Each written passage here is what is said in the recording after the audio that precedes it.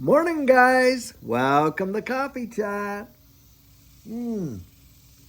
Guys, I sure hope you had an absolutely fabulous weekend. Judy and I just thoroughly enjoyed it. We had our live stream there on Saturday. It was amazing. So many of you came out. It was just really encouraging for us to get that level of support. It was truly great. Judy did the story of the cups. For those of you that haven't yet seen it, a lot of people come out and ask, hey, what's the deal behind all these various coffee cups? Well, Judy actually shared it in the live stream. Plus, we actually posted the story of the cups individually so that if you want to go watch that, it's there.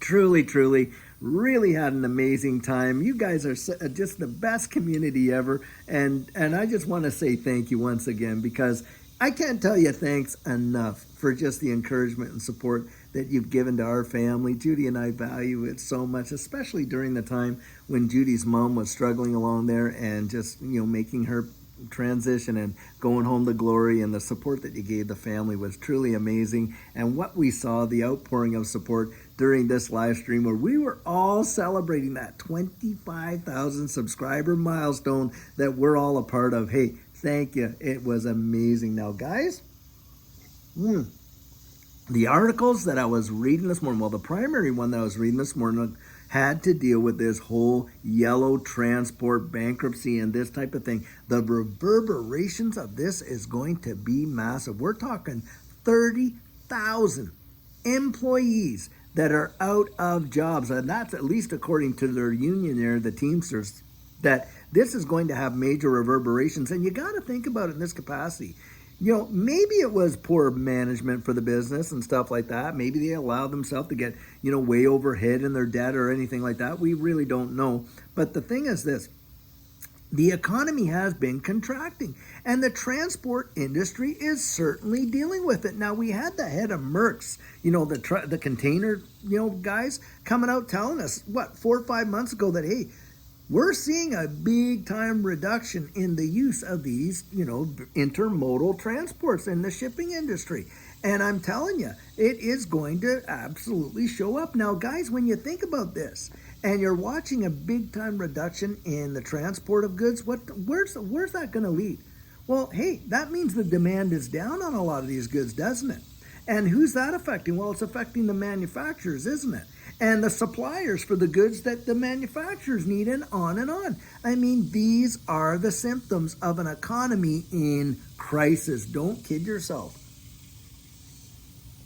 Meanwhile, they're out there telling us, oh, it doesn't look like we're going to feel any recession or anything like that. Tell that to the 30,000 guys and gals that just lost their jobs and have no prospects of replacing that income and may end up having to take 2 and 3 jobs. Now, how many other people have been affected by that, like that, in this economy? A lot. And it really blows my mind at the level of insensitivity that you hear coming out of a number of these politicians. Well, why is that? Well, because it hasn't affected them, has it? They don't feel the pinch like we feel the pinch. That is for sure. When you're all set up like what they are, they don't have to worry about, hey, when they go to the grocery store, whether they need to make a decision about whether to buy this brand over here that you normally did or this no-name one over here, just to make it. And then the quality of your food consumption goes down, or to decide whether or not you're putting food in the cupboards or keeping the lights on in the house. And a lot of people are making decisions like that. Don't kid yourself. We have to be conscientious of that. And think about this in this capacity. A lot of people are dealing with this inflation, do not have the ability to have any residual income to, look at it making any kind of investments whatsoever. For those of us that are in this space and we've been able to do that, I'm telling you, we really need to take time to go out there and really thank God for it, because a lot of people can't. Why? Well, because they're kept in debt and they're utilizing their credit cards to the capacity where they're actually struggling to pay them now because they've hit their max limits. And we're not talking about buying TVs. We're just talking about paying average bills just to make it. And, turning around and looking at high prices on things. And a lot of their expendable cash, or what cash they had, is going to service debt. That's why we're in such a debt-driven economy. And guys, we have to break that cycle. Judy and I used to say it like this. We'd liken it to be, hey, that's Egypt. That's Egypt. Now, not against Egyptians. The mentality that we're thinking of is, hey, back then, way back when all the people were enslaved in Egypt and stuff like that, and God brought them out of that into their promised land. So that's kind of how we look at it. We don't want to go back to Egypt. We don't want to go back to that captivity and that slavery. We want to go forward into the liberty of what it means to be financially free. Guys, you got to think about that. Some of our goals around this, it's not about the accumulation of things or this or that. A lot of us are looking at this as a potential to become financially free. Why? Because we know what that liberty feels like.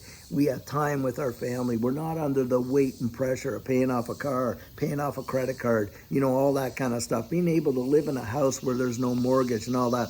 Guys, these are fabulous goals, fabulous dreams. We've got to keep our focus on what the goal is. And yes, it does mean really kind of like tightening our belts and stuff like that. Now, a lot of people will say, well, David, I really don't have money to invest. And I get that. Now, for Judy and I, when we were struggling along and we had put in our savings and this and that, what we ended up doing is establishing a no account. Well, what's a no account? Well, a no account is every time you say no to that Starbucks, no to that going to eat out over here, no to this and that. Well, now the money that you were willing to put towards some of those things, hey, now you put those few dollars aside and you use that to invest with. Now, at first, it may seem like, oh, well, that's not going to make a big difference. What's a $20 pizza? I'm telling you, over time, it can make a major difference. Just think, if you had to put that $20 into some of these assets when they were only 20 cents, and now when they're over 70 some cents, and the difference it's made, well, you're talking hundreds of percent, over 200% more than what you had. And if that's the whole point of dollar cost averaging into an investment.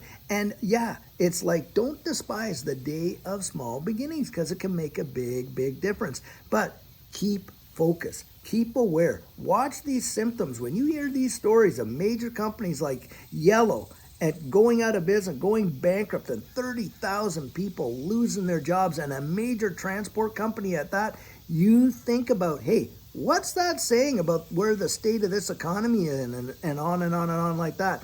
Don't just blink and miss it. Oh, well, that doesn't affect me because, I wasn't a Yellow, employee. I'm telling you guys, the reverberations are going to hit us like a tsunami that happened way out there in the ocean. The waves are eventually going to hit our shores. I kid you not. And we're going to see it probably in big time inflation and things like that. And we have to be so conscientious of that. But I'll tell you something else, guys.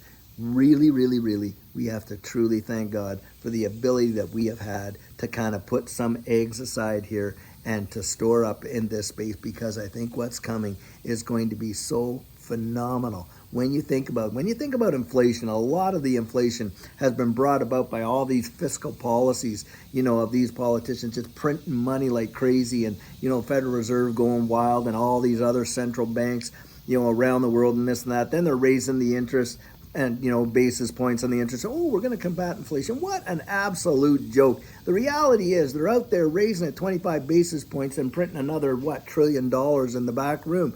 It's just nonsense. This whole deal, this whole system is about inflate until they decide to move us into a new digital economy. It is coming. I believe it just as sure can be. And for me, guys, it is my genuine belief that we are about to see probably the greatest wealth transfer in the history of mankind. And do not despise the day of small beginnings, because a small amount could make a big deal in the future going forward. I genuinely believe that. Well, guys, I'll tell you what, it is Monday, start of a new week. And I'll tell you, for me, Mondays were always great. I always used to feel like, hey, it's a fresh week, a fresh start. I'll tell you what, I sure hope you're having an amazing day. And we've got a great video planned for you later on. And until then, guys, have a great one and take care.